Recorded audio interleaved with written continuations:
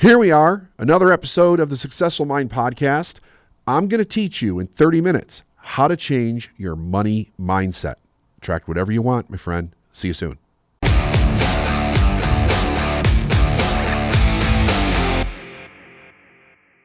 everybody, David Nagel. Let's do a little bit of a dive here on mindset around money. Here's an idea. Instead of looking at a money story the way people would traditionally look at your money story, which is just remembering what you heard as a child around money, let's break it down into two camps when it comes to money mindset. You either have a root mindset around money that is abundant or it's scarce. I think this is probably the easiest way to find out exactly what's going on internally around a person's money mindset and to work on actually changing it. So part of the problem with people that even when they have information on how to create more money in their life, there is an unconscious program that's running that keeps them broke. And it's not just about saving money either, which I will touch on in this podcast. But part of the idea is, how do I create a mindset that is money positive? So like a big term for maybe the last 20 years or so has been like attracting money. We want to, like the law of attraction, attracting money. Or are you repelling money? Well, that would be to be determined on, is the foundation belief that you have around money in most everything, is it abundant or is it actually scarce? So this is where I think that it gets really fascinating, because most people that have a scarcity mindset but think that they're pretty positive individuals, don't realize that they have a scarcity mindset. We think about things, or I should say the way we think about things, is done so often without any conscious attention put onto it. We don't typically pick up bad thinking habits or bad talking habits. They just start to develop. It's almost like with driving, right? We learn how to drive a car, and then we start driving, and we're driving for years. Initially, we're given instruction on how to do so, and then hopefully we maintain good driving habits. But most people drive a car, they're going to places that they've been before, they know the area. They're not really consciously thinking about everything that's going on in the car. They're not even really thinking about the drive. They're thinking about where they just came from, or they're thinking about where they're going. But all of that happening is a cause and effect of you taking in information through your senses as you're driving the car, and you're reacting to that information, and it's being stored in your neural pathways on how you react to various given situations. If you start making a bad habit, like if you stop looking over your shoulder when you're going to change lanes or when you're going to turn or whatever, it may not cause an accident the first 100 times you do it, and then boom, it will, and you're like, well, what happened? But not realizing that you picked up a bad habit. Money is very similar to this idea in the fact that we are constantly bombarded with ideas around the underlying cause and effect of either money coming in or not having money, and that is abundance or scarcity. It has been huge in the media for a long time, the scarcity idea of life itself. So there's scarcity on a planet, the planet's heating up. We've got, global warming. They're constantly talking about the scarcity of plants or animals or natural resources or whatever. They talk about the scarcity for jobs. They talk about this. When I say they, I'm talking about the media. If you pay attention for like a week and listen to the media, ask yourself, how much are you hearing is based in the idea that there's not enough of whatever it is that they're talking about, okay? And you should actually write it down, because that idea of scarcity runs under how much we learn almost all of our life, probably all of our life, unless we begin to change it. When we're in school, when you're being raised, forget about the idea of money for a moment, but just think about how much scarcity was there in everything that you did. When you go to school, part of the idea around school is to be safe. So they create a scarcity mindset within that idea itself because it limits you. They get you to a place where you're limited on what you could probably do for a living, how much money you're actually going to make, the type of lifestyle that you're going to actually live. And then you get down where they start saying stuff like, well, there's only so many jobs in this industry, and there's only so much money available in this industry. And if you do this, blah, blah, blah, blah, blah, blah. And it goes back and forth with the idea that there's not enough, and we're always having to prepare for not enough. So yes, I would agree that we also hear a lot about money when we're growing up as far as whatever our parents experienced with it.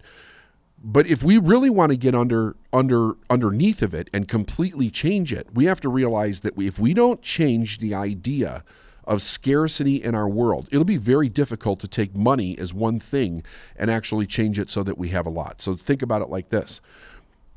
If I believe that there's not enough, so I'm really into conservation of basically everything that I can possibly conserve. It's in my consciousness. Now we can have it from kind of like mild to wild with this. There's people that do this with every single thing in their life. They're very conscious not to waste anything. It really runs through every single thing that they do. And people that do it just based on it's probably responsible to control waste. It's probably responsible not to spend too much. It's probably responsible to get discounts when you can get discounts. It's probably responsible to save. But it's with everything that they do in their life. You see it with kids when they have to get hand-me-downs or they get secondhand clothes, or your older brother had this, it's not worn out yet, and we're going to pass it down to you. Why? Because parents don't make enough money. The idea is that there's not enough, and they have to, save for a rainy day type of idea. When we try to change it around money, the only one thing that we're changing in our life is the idea that we want more money, but the scarcity is running underneath that idea. So with all the different things that need to change for a person to start creating more money in their life, like they may have to do more. They may have to change jobs. They may have to go after something better. They don't want to change jobs because what if it's not the right job? What if I lose this job? What if I don't have enough? What if I don't have health insurance? Scarcity kicks in. So they can't go to a place to make more money because there's a scarcity under the idea of moving from one thing to another that would allow them to make more money. We see it all the time when people are attempting to scale their business and they say, but I can't scale my business because I don't have enough money to hire team. Now, it's scarcity, or I can't find enough good employees. Scarcity. Every single thing that we need to do to change the amount of money that we're bringing in needs to be changed over to an abundant mindset and not come from one that's actually rooted in scarcity. So I make this suggestion to everybody that wants to seriously change the amount of money that they're bringing in.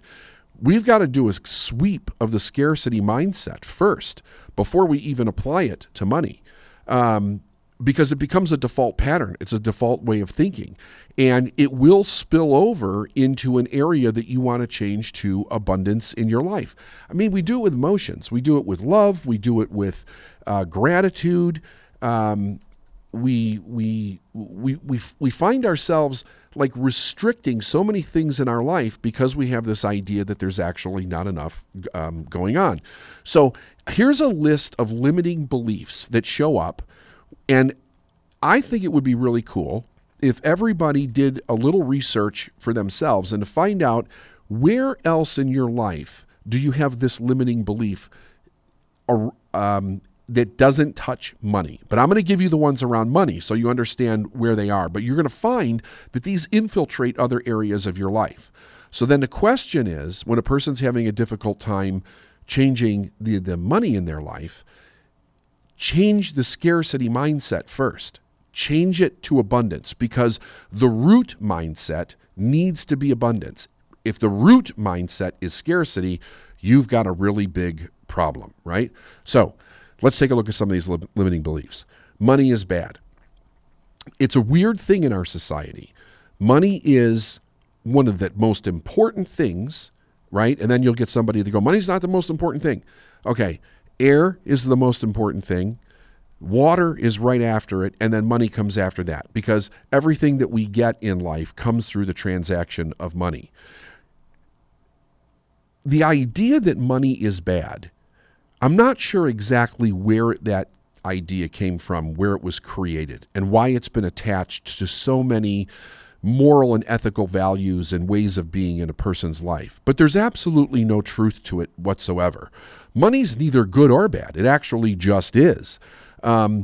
It's like almost like anything else in your life. It's the way that you use it. Can you use money to do a bad thing? Sure. But you could also use electricity to do a bad thing. We used to say electricity is not good or bad. It just is. You can use it to cook the person, or you can use it to cook your bacon. Like it's up to how you actually use it to determine if it's good or bad. And I would say that when you use money in a scarcity way, you are using it in a way that's not productive. I don't necessarily say that it's bad, but it certainly isn't good, because it doesn't benefit you and it doesn't benefit anybody else.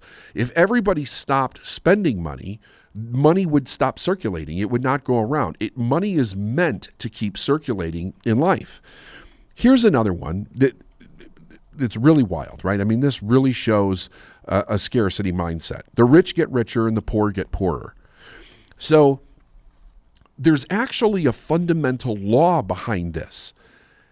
If we have that idea in our mind, but we don't understand what law is being governed by this idea, or what law is governing this idea, and we're poor, or we're definitely not rich, but we're something other than rich, we're going to class ourselves in something that has nothing to do with money at all, and that is the determining state of where I am financially.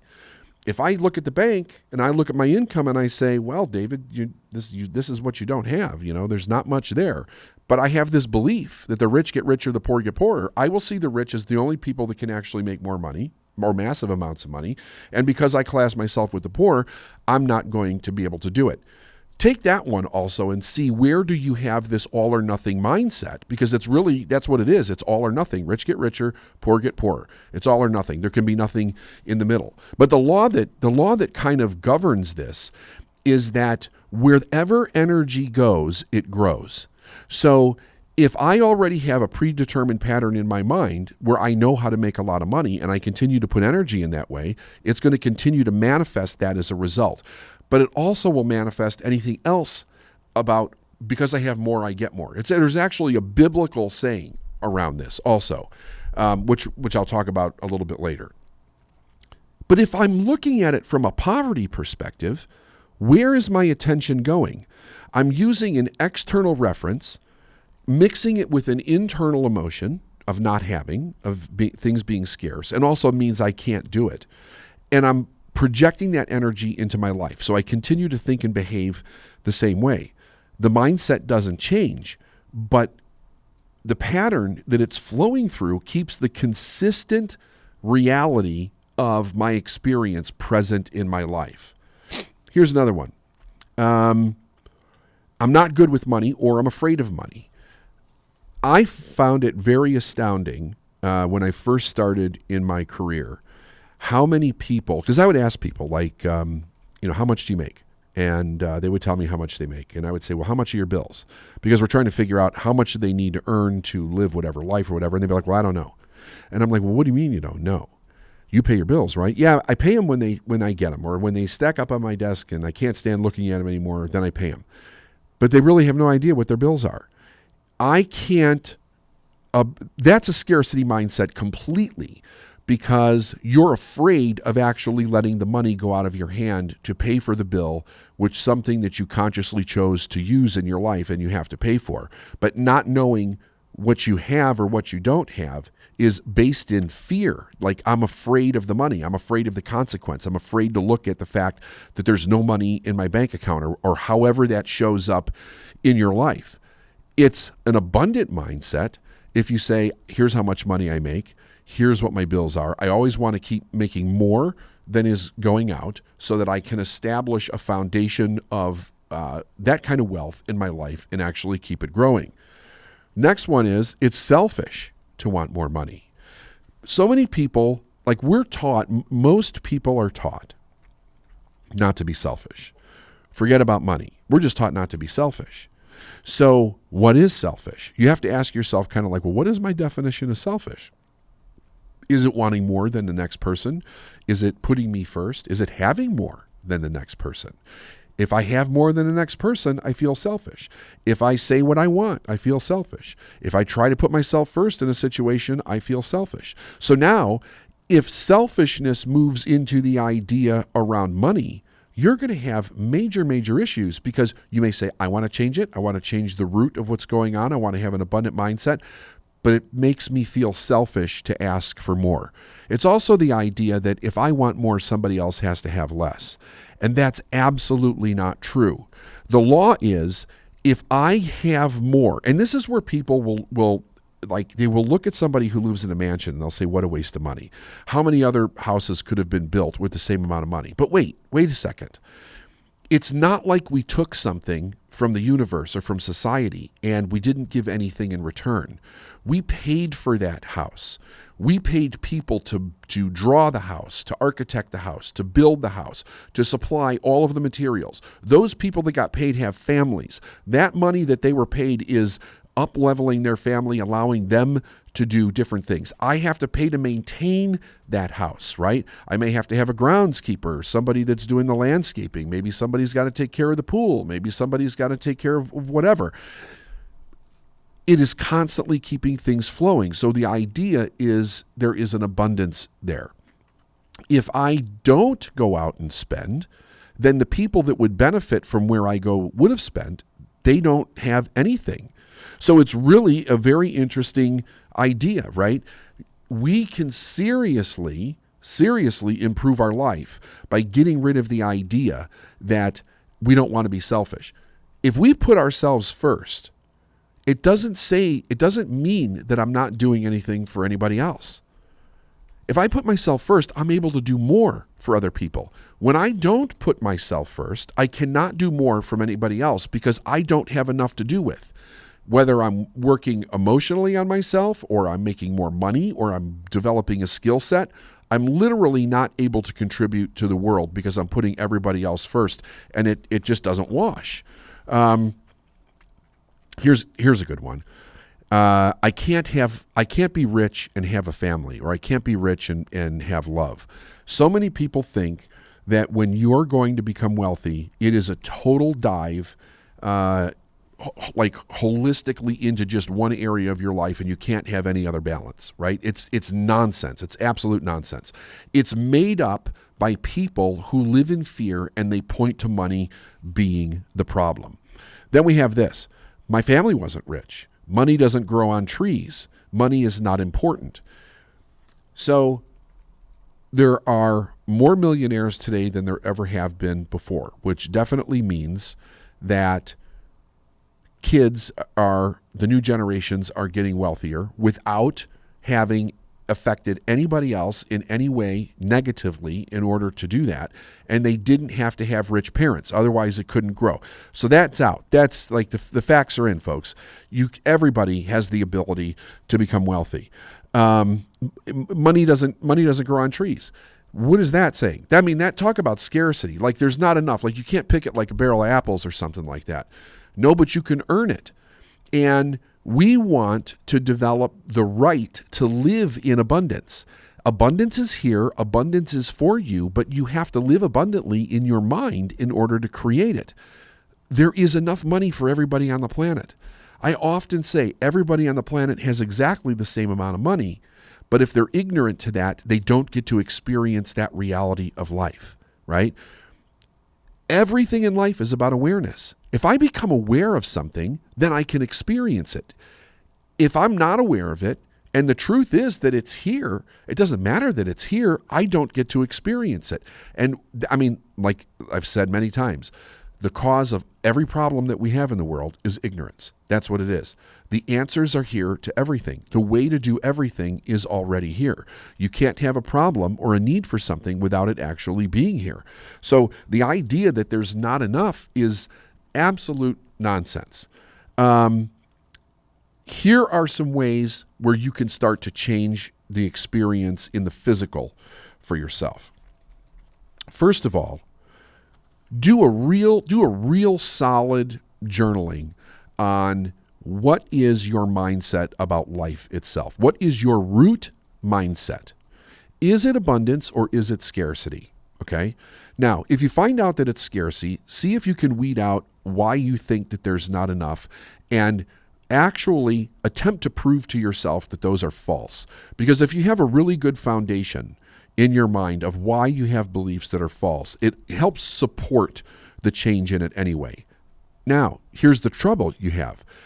If you have a mindset that is rooted in scarcity, there's a lot of other people that believe the same damn thing. It doesn't make it true. Does it make their experience true? Yes, it does. These people will have the experience. But that's one of the great things about being a human being and our power to choose. We can create the experience that we want to have. And if we don't know that, we still create the experience. We just don't know we're creating it. Once you root out that idea of scarcity and you really start looking at life from an abundant perspective, you actually see opportunity everywhere and the ability to make money becomes easier. So one of the things that we need to do is we need to change our experience with money once we do that so that we can actually verify in our mind that this is true. You will never change a belief without changing your experience around it, okay? I believe everybody should create a wealth account. Years and years ago, probably 30 years ago, I heard Tony Robbins say, take 10% of your gross income and put it away in a wealth account. And the idea is that people will always say, well, when I have more money, I'll do that. And he said something that was brilliant. He said, do you think it's easier to save 10 cents out of $1 or 100,000 out of $1 million? Which one would be easier? If you're starting right now, which one would be easier to do? Well, of course, it would be 10 cents out of $1, right? But it's still just 10%. If you start doing 10 cents out of $1, before you know it, you will be doing 100,000 out of $1 million, and it'll feel normal to you. A wealth account is something that you don't touch. The money goes in, it continues to grow. You only use it for things that grow, that advance, okay?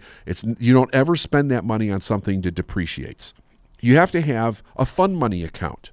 Everybody needs to have a fund money account where you put a percentage away on a regular basis for whatever you want to spend it on. It doesn't matter what it is, but it's fun to spend it. And you're giving yourself permission. You're controlling the narrative here, right? This is all abundant thinking. And then another one would be a budget account. And that is so that you can always make sure that there's enough money to spend on the things that you've committed to spend money on. Now, you can have many more accounts. I know people that have all different kinds of accounts. I have several different kinds of accounts. But if we start with these three, what it will do is it'll give us a feeling of safety and security and control around our current expenses. We know we will have money in there to spend on things that we want, just like shit and giggle money, stupid stuff, right? Dan Kennedy used to say it's a stupid money account. Call it whatever you want, but it's fun to spend it on whatever you want, and you're giving yourself permission to do it. And a wealth account so that you always see that your abundance is actually growing. Remember, the wealth account, you don't even touch it for emergencies. It goes in there so that it continues to build wealth for you, right? So here's some blocks that people come up when they try to create this. I don't deserve money, okay? Now, if you don't deserve money, that might be completely different than scarcity around money.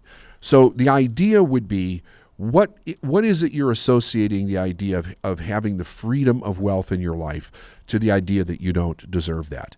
Because that is a forgiveness workshop right there. I mean, you need to go in and do some serious forgiveness around your life to be able to move forward. Continuing to martyr yourself in your life because of something that you did or did not do in your past will never change what you did or did not do. So the only thing that we can do is forgive ourselves and actually move forward. Next piece, negative self-talk. You have to change the negative self-talk.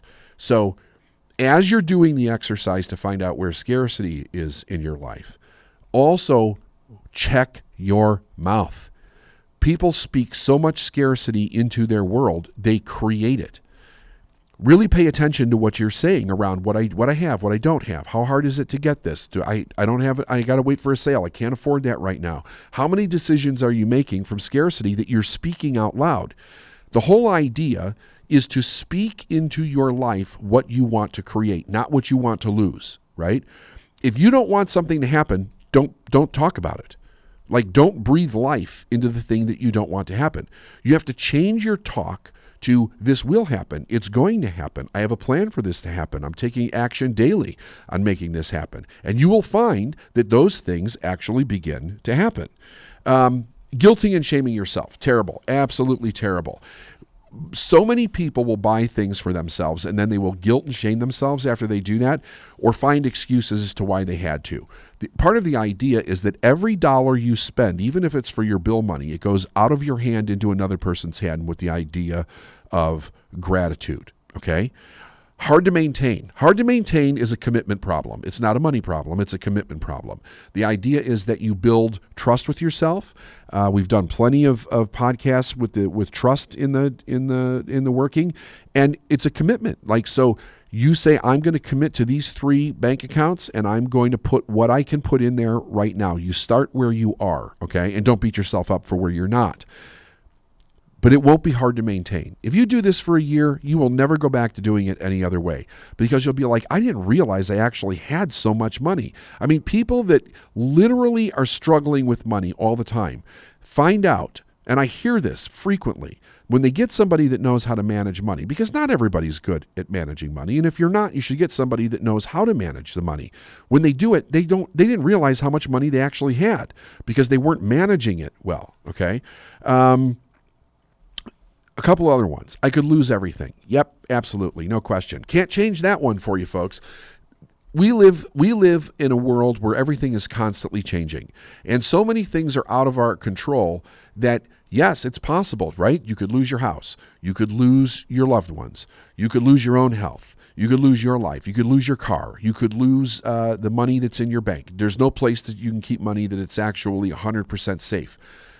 So if that's true, then what do we need to change? We need to change that we have the ability to be resilient. So that is, I need to work on my resilience, right? The abundant thought around this is basically this. I can overcome anything that life throws at me. And I can do it with gratitude, and I can do it with joy. Here's 2 killers. Somebody tells you you're being greedy, and the idea that you're judged in any way. You can't let other people influence your mind around this. You have to own your mind. This is about being proud of what you're doing for yourself. But here's the deal, folks. People can't judge you or call you greedy unless you're sharing with them what it is that you're doing. I have a rule. Never share anything personal about yourself with anybody that doesn't have the ability to support it, or anybody that's going to intentionally use something against you. It's none of their damn business what you're doing for your life. You don't have to tell anybody that you're working on your money mindset to get it really healthy and solid so that you can go out and experience the best life that you can. And, just in closing, I want to say this.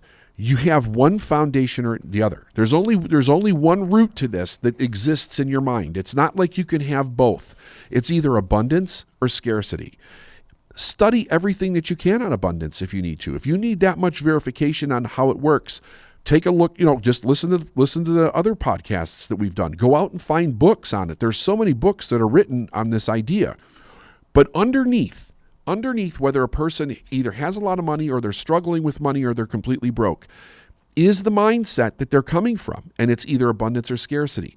You change it. You change everything in your mindset. Get rid of scarcity. Get rid of it and change it to abundance. You will have money coming into your life more than you can possibly imagine. And I mean, you'll think to yourself, I can't believe how good this actually is. And all you did was change that one thing from scarcity to abundance. One thing, and you can have all the money that you want in the world. Have a great day. That's a wrap, guys. That is an absolute wrap. It's either scarcity or abundance. You heard it right here.